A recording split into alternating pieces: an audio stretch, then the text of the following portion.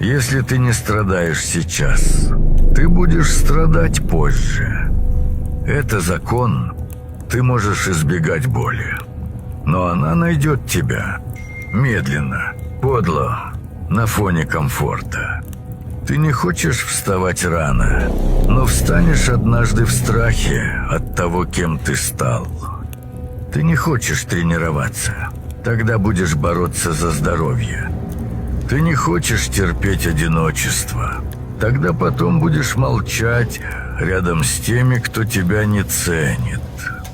Боль обязательно. Выбирай, когда платить. Сейчас или всю оставшуюся жизнь.